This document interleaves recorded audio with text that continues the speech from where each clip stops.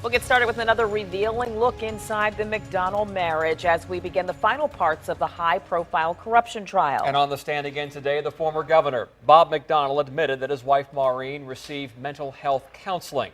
McDonnell was also grilled by prosecutors, and the judge weighed in on some of the former governor's answers. Then at your side's Andy Fox is in Richmond. Andy, the prosecution tried to poke holes in McDonnell's defense, and the question everyone has, did they succeed? Yeah, the cross-examination was just blistering. I mean, they came out strong, attacking almost every single point. It's going to continue tomorrow that Bob McDonnell came up with in his defense. We also learned today that Maureen McDonnell, a lot has been made about how she was acting as she was First Lady, that some type of advisor had suggested that she should seek mental illness, that there should be some type of treatment. Well, we find out today that indeed that did happen. She was treated for mental illness. We were there this morning when Bob McDonnell arrived at court. Let's take a look at that. Tough day on the stand with Bob McDonnell having to say he doesn't remember. Critics would say too many times. His low point was not remembering the names of the children of a personal friend who gave him a $23,000 trip to Kiowa Island. When asked his definition of a personal friend, he said, well, the legal definition is, and critics would say that kind of turned off the jury. He was cut off, said to answer the question. He came up with a very awkward answer. Most people, when asked that, would be able to come up with a quick answer. Testimony came up, Bob and Maureen went on 18 trips in a 22-month period, also kind of debunking the theory that they might be estranged for a long period of time.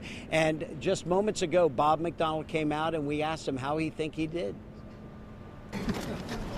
Is there anything you want to say about what the impressions from the jury were? I really can't. While I'm testifying, I've got a lot of family. Not knowing the name of his donor's friend, is it helpful? What's your definition of a personal friend? Don't we kind of have the definition of that before saying, well, the legal definition? Doesn't that kind of turn off the jury? I think it would have been better if the prosecution, from their side, had not got lost in the convoluted small details. That's what the judge was saying. Focus on some big things. Let's understand, nothing's really changed from the start of this trial. Prosecution says it's a Yogi Berra prosecution. Some things are too coincidental to be a coincidence. The governor says, but I never did anything for him. Nothing's changed.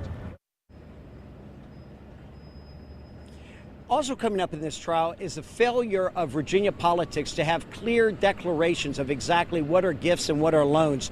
He looked at a statement of his economic interest, the statement of economic interest, and there was no place on there for him to report the Johnny Williams loans. That was one thing that was brought up. Also, golf trips were not reported. Bob McDonnell had to admit that. And Tucker Martin, his longtime advisor, once asked him right before Kaylin was married, a question was asked by a reporter, who's paying for this wedding? Is it being paid for by the family? And Bob McDonnell said it is being paid for by the family. But we now know that Johnny Williams contributed $15,000. When questioned about that, he said he was making a differential between family and whether the state was paying, and he clumped everyone else in with family. And so we will be back here tomorrow. We expect to get more of the same. It is going to be another tough day for Bob McDonnell as he tries to explain the prosecution's pointed questions as to some types of his inaccuracies in what was going on the defense side of that. And he is going to have to do a lot more explaining how this is playing with the jury. Well, we just won't know that until the very end. In Richmond, Andy Fox, 10 on your side.